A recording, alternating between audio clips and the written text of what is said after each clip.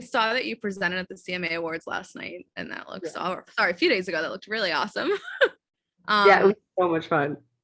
So I'm Allison with Josh at the Movies, and thank you again for taking the time to sit down with me today. Since the Goldbergs takes place in the 80s, I figured a great icebreaker would be a few decade-specific questions. What are your favorite 80s movies? You know, I really haven't challenged myself to watch that many. So my go-to that I always say is Breakfast Club because it's just a great, movie. Sure.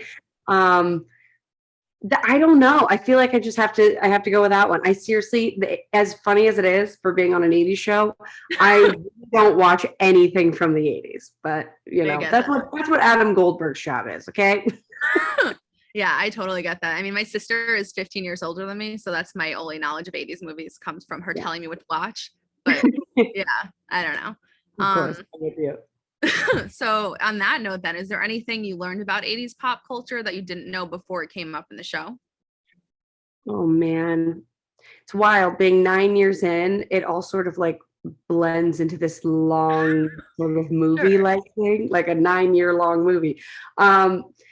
So I don't know. I feel like for the most part, when it comes to pop culture references, I'm pretty aware of that outside of like not seeing 80s movies or something. But something that I would say, I remember growing up and hearing about the band Rush, but it wasn't really my genre. And then up until AJ and I had an episode where we got to cover a Rush song. It was the Tom Sawyer song. And it was actually really fun. And I was like, oh, I think I get the fan. So for me, that's like my only thing that I feel like I discovered of sorts on the show. Okay. Awesome. Yeah. Sorry, you're totally breaking up a little bit towards me. I'm sorry.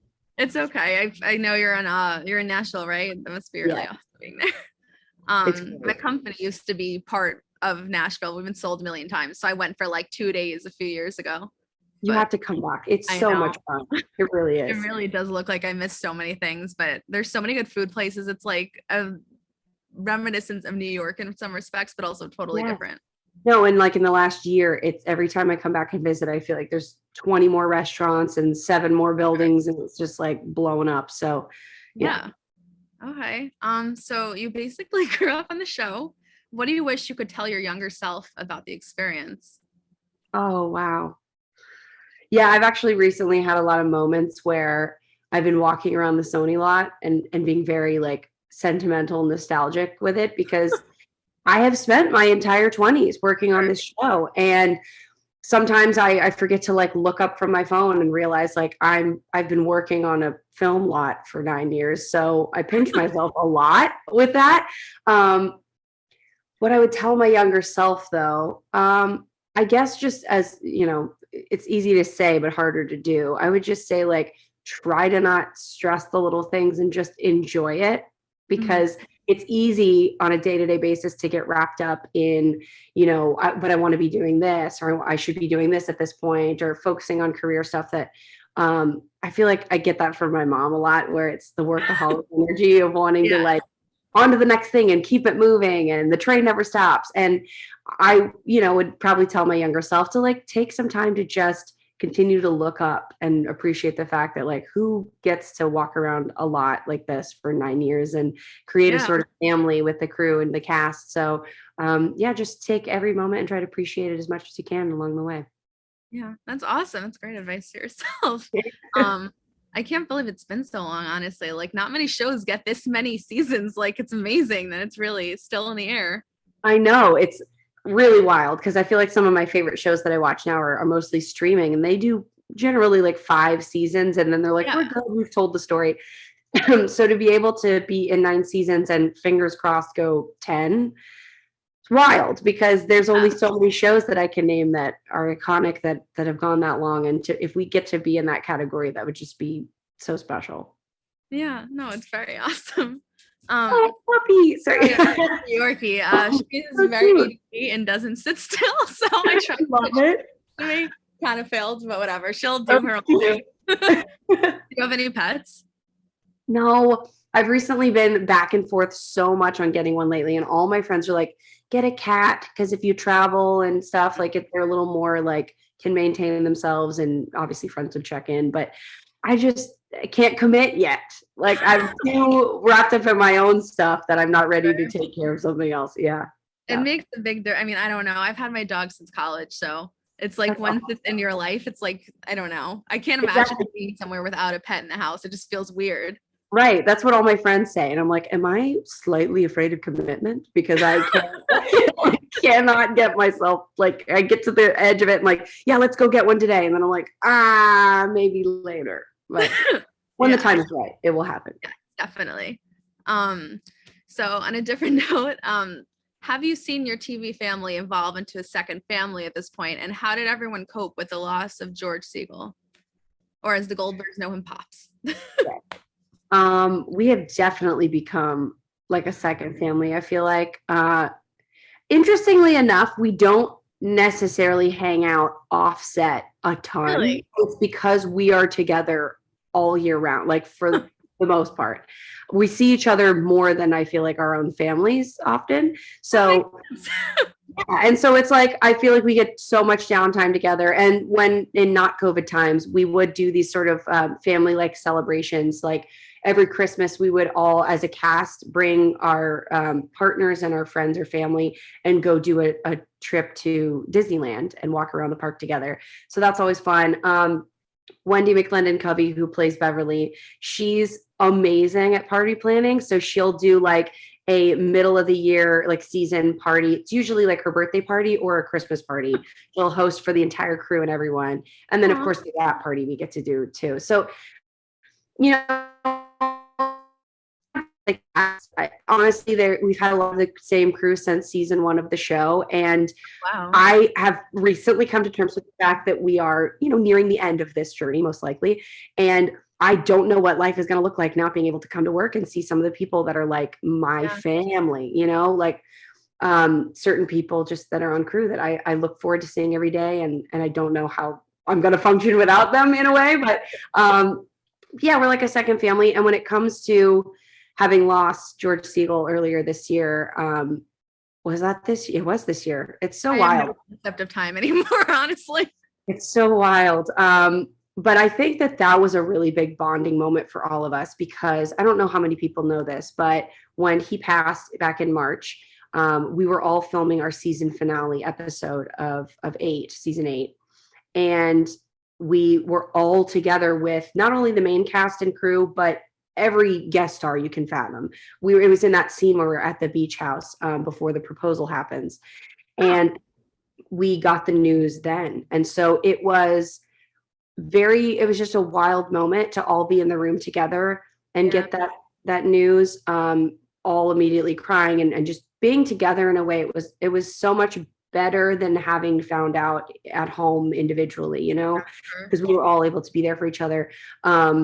And then, of course, again, at the beginning of this season 9, where we paid tribute to him in our first episode, that was another kind of like wave of grieving together as a family that was necessary, because it takes time, and it still feels very weird not having him there. But all of that sort of adds to us just really bonding together as a group of people. And we're very grateful for that. Well, I'm glad you guys were all there for each other, and the timing worked out so well, because I'm sure it would have been much more difficult without that. Absolutely. So given the sibling you effectively portray is the real Adam F. Goldberg's brother, Eric, how did you work to formulate Erica as a character given the gender switch? Do you still try to stay true to him as a person, or has Erica become a separate entity at this point? I feel like Erica, in a lot of ways, has become a separate entity. At the very beginning of this show, I had sat down with Adam F. Goldberg. He wanted to kind of sit down with every actor individually and, you know, tell them, this is my family member. This is a story about my life, and wanting to, you know, do right by each of them. So my character was the only one that was a different gender. And while that was, you know, great for me that I was able to get cast, because otherwise I wouldn't have been in the show. Selfishly, I love it. I think in a way, from what I've heard, Eric, the real life Eric Goldberg, is kind of okay with it too, because there's certain stories that they get to tell on the show that he can make the excuse of like, oh no, that didn't really happen to me. They just wrote that. Right? I love it. He kind of, I think, enjoys it to a degree too. And Adam told me at the beginning, as season 1 was kind of unfolding, my character didn't really have any specific storylines at the top. And I think it's because he expressed that he didn't have an older sister. He didn't really know what to pull from. And so it took some time to really shape what Erica's story was going to look like, which I loved because I was able to tell him about my love of music, and that became a big part of the character. And so that's awesome. Yeah. So for me to be able to do both of the things that I love within this show that I'm obsessed with, like it was just a perfect mesh of all of those things. And yeah, so I think that while there are a lot of storylines that are pulled from like Eric's and his siblinghood with Adam Goldberg, there are some things that I have been able to put in there that are unique to Erica that are not Eric, and I think it works out okay. Yeah. So is Eric not musical at all in real life? No, Eric is not musical. That's funny. That worked out then for you. You get to like show your vocal chops to everybody and just make it a character. Yes, it's been awesome. Never done that.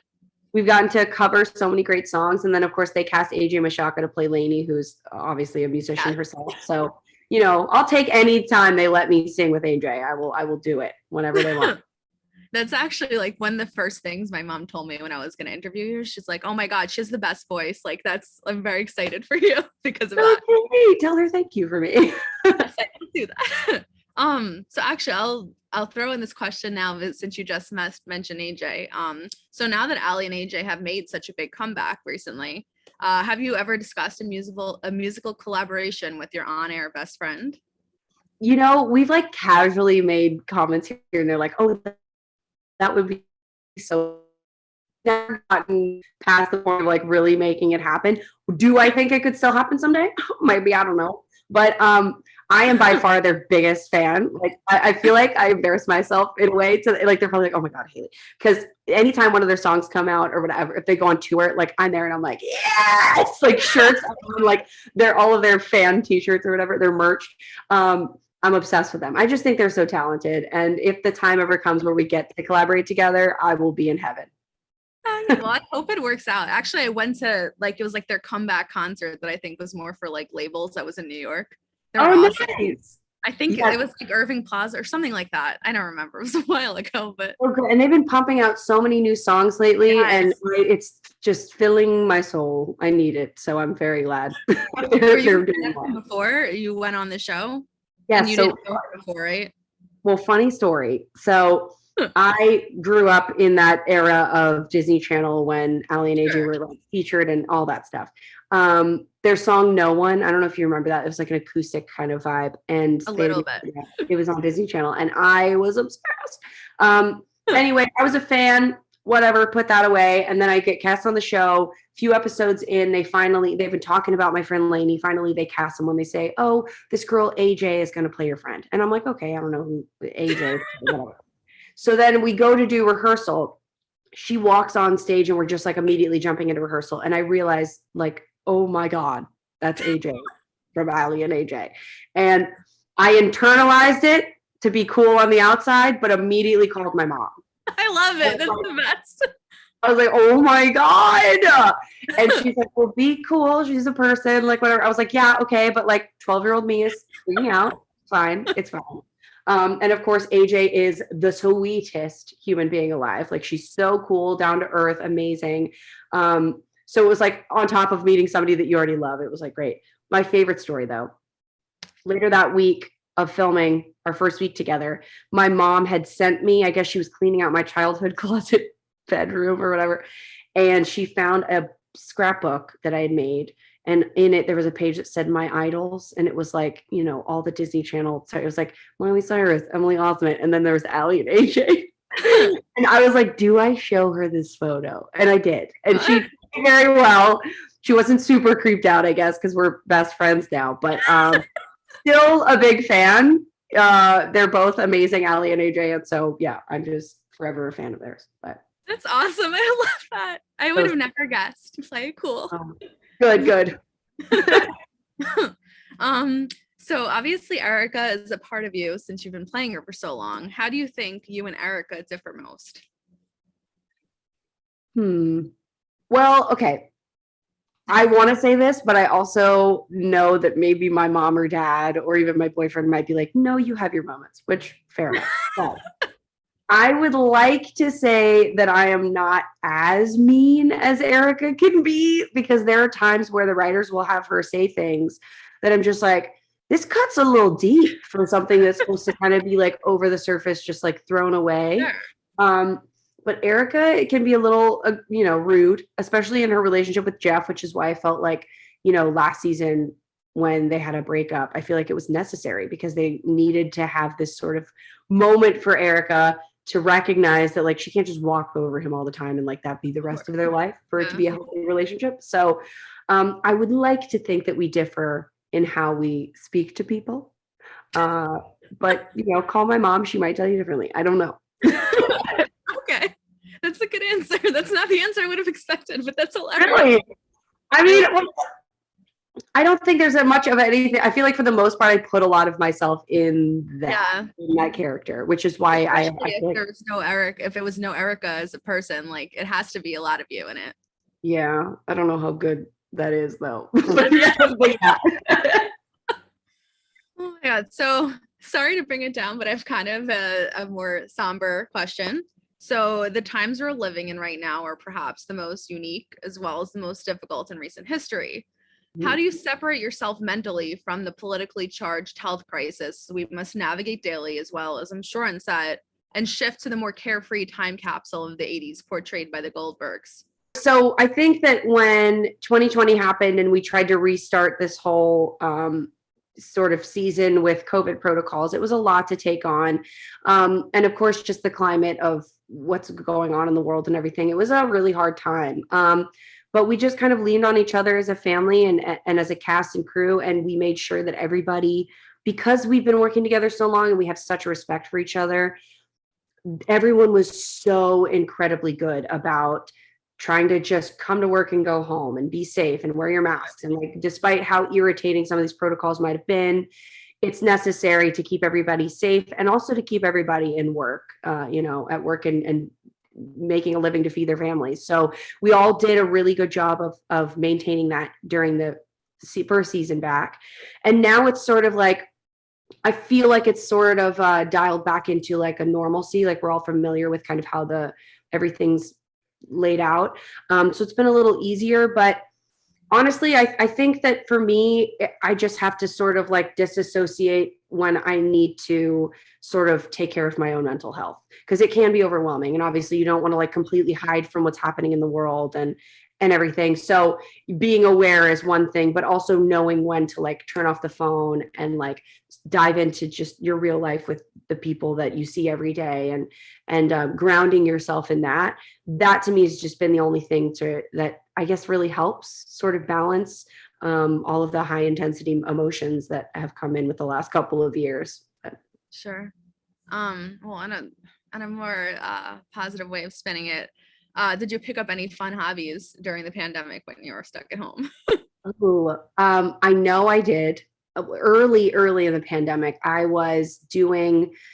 feel like everyone was doing this, but I just was like, you know what? I really want to interview friends of mine of all different kinds of industries on Instagram Live and sort of interview them about how the pandemic's affected their industry and how they've noticed it affected their career in general, like specifically to them. And it was fascinating. I mean, I talked to everyone from, stylists, makeup artists, actors, cops, nurses. It was really interesting.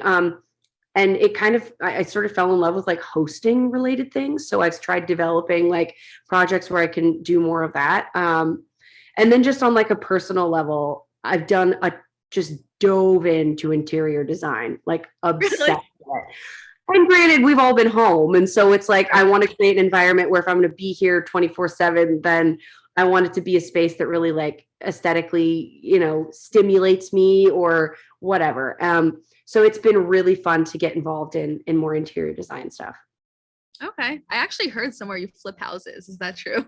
Yes. So here in Nashville, my dad and I, we have a company and we've been flipping homes and in the process of finding the next project to move on to. And yeah, it's a lot of fun. Like I don't know what it was. I just fell in love with design, and I think my mom has a really good eye for it too. So I love to like bounce ideas off of her. But my whole family's kind of involved in real estate in general, and so it's been a really fun like family project as well. Oh, I love that. That's so cute. So I heard that you were just cast in your first starring film role in Lionsgate's The Fight Before Christmas, which was written by Sarah Ensley, who also, Josh wanted me to point it out, that she scripted one of his favorite rom-coms for our holiday time, Holiday in Handcuffs. So, oh my gosh. Yeah, I wondered if you'd started filming yet or if you could tell us anything about it. Yes, so a lot has happened in the last couple months with this movie. So we shot it back in May in Chicago, and it was such a blast. Already. Yes, it was such a blast, and I shot it with Dermot Mulroney, Janelle Parrish, Emily Modaff, and Michael Nizu, and it was just such a fun experience. I'd never gotten to like lead a film before, so that was a lot of pressure. But it's a hilarious kind of raunchy oddball comedy that is not typical. It's not your typical, like, don't tune in with maybe your grandma and expect it to be like a Hallmark Christmas movie. You know, it's more of like a bridesmaid type humor meets the holiday stuff. So, yeah, I'm really excited for people to see it. They have since changed the title to Christmas is Canceled, and it airs on Amazon streaming. It's going to be on Prime. Yes, on December 17th. Oh, that's really soon. I have to write that down. Yeah, so a lot has happened in the last few months with this, but we are just like, Janelle and I have been in communication every day about it. We're dying to like get the assets so we can like send out the trailer, because we've thankfully gotten to see it already, and I'm just so excited about it. I think we had so much fun. I think it's going to translate really well to audiences on screen, so we'll see. That's so exciting. I didn't realize it was that soon. I thought this was like you just got cast for like next year or something. It's awesome. Well, it's rolling out pretty soon. Fan of Janelle's too, so I'm very excited to see you. Incredible. I mean, she's just so sweet, and we had such a blast together. I hope we get to work together in some capacity again in the future, but you never know, right? Okay. So Erica and Jeff recently got engaged. Have you brought any of your own personal experiences into their relationship? And you mentioned you were very happy to see them finally make up, but they needed that breakup. So, yes. Yeah, I think that I love Jerica, as Sam and I call us Jerica. And we both, I think, just have been rooting for this relationship for so long. So it's really exciting to see it all kind of fall in place like the way that it is now, and coming up on filming a wedding episode very soon. And as far as incorporating my own, I don't know, like I am in a long-term relationship with Greg Furman, and we have so much fun together. We laugh together. Our relationship is very different, I feel like, from Jeff and Erica's, but there's elements, you know, of any relationship that I think are typical enough that you can kind of like put in there, and it's very relatable. I will say that since Jerica got engaged, the amount of questions I have gotten from friends and family and people being like, is he proposing soon? Like, what's happening? And I'm like, just like dial it back. Like, let's take our time here. We're easing into it. But that has definitely, the show has reflected into my own personal life in that way. So that's how it goes. I love it. It's really funny. But it always is the case. Like, family is always pushing you for an answer with that type of stuff. So, of course. And honestly, life imitates art in a lot of very weird ways. I've seen it happen on the show and other elements with my character. So It doesn't surprise me that it, you know, it's panned out to be this as well. But. Yeah, definitely. So in that respect, where do you hope Erica ends up in 10 years from now? Oh, 10 years from now. I mean, we got a little snippet of her if you ever tuned into Schooled, which was our 90s spin-off show. We got to see a little bit of her in like a business suit. And, you know, I guess at that point they had alluded to the fact that her and Jeff were together still. And I think that honestly, once they let Erica sort of find herself in college and discover that she will make a really great lawyer, I imagine she's, you know, working at her own practice or something and doing law to whatever degree that would be. And of course, I'm sure Beverly Goldberg would be involved in all of her cases because she just couldn't help herself. Of course. Which would be hilarious. Been a lawyer, right? Isn't that she could have been a lawyer. Could have been a lawyer, but now it's going to be like, my daughter is a lawyer. But yeah, so I don't know. I think there could be a lot of really fun storylines if we ever got to like peek into that world. But I think she's probably, uh, you know, focusing on her career, her relationship. And to be honest, we've talked about this as well as a cast. I'm like, would they have kids? And I'm like, I feel like Erica still has this sort of immaturity to like, granted, she's in the episode or the show now, I want to say maybe like 22-ish. So she has a ways to go. But like, but at the Hard same to think time, of it like that when it's been on the air for so long. Like you would think she'd like it feels like she's older than, but it's really only just in college. yeah, if she's still in college, she would have to be 21, 22 probably, but we never officially like talk about it. So I feel like Erica, just knowing her, she would have some reservations and some fears, and Sure. especially having a grandmother like Beverly Goldberg and not knowing what's going to unfold in that. So I don't know if her and Jeff would have kids. That's where I'm at mentally, but It would be a big step, I feel like, for a show to have a young couple, especially like the time period when it was less acceptable, I guess, the 90s for yeah. a young couple to not have kids. That would be a big thing if it continues and goes along in that, like, I don't know, self discovery type thing. I feel like the 80s were a big time for like women to focus on their career and like prove themselves as like, we can be the breadwinners and take care of ourselves. And so I think Erica would sort of fall into that mindset too. So I don't know if kids would be at the forefront of her mind, but we'll see. Cool. So the Goldbergs has now been on air for 9 seasons, and as you mentioned earlier, there is a natural conclusion coming in the next few years, I'm sure. Where do you see your career going following the show's ultimate conclusion? Do you feel yourself falling more into television roles, movies, music? Which is your intended path? That's a tough question for me because I've tried to juggle for a really long time the show and music, and I love both. But they do say a lot, you have to kind of give 100% to one of them if you really want to see that sort of unfold to some degree. So there's a part of me that wants to take some time to just focus on music, but at the same time, I loved filming this movie in May. And I think that those sort of like one-off projects might be something that would balance really well with me trying to juggle a musical career at the same time. Sure. So I would like to think, if people will have me, that I could be, shooting a movie or two every year and then balancing like a ton of songwriting, putting out an album or going on the road even. And then down the line, like if there is another show that comes into my life and it sort of sells me the way that the writing of the Goldbergs did, then, that'll be what it is. But yeah, I can see doing more acting for sure. Okay, that's a really good way actually to balance it. I feel like the Goldbergs is very much a very intensive show because it's not like you're filming a short amount. It's so many episodes in a season. It's not like the streaming ones where they only spend, I guess, like 3 months, 2 months working on it, and then they have the rest of the year free. So it's really good to balance that out.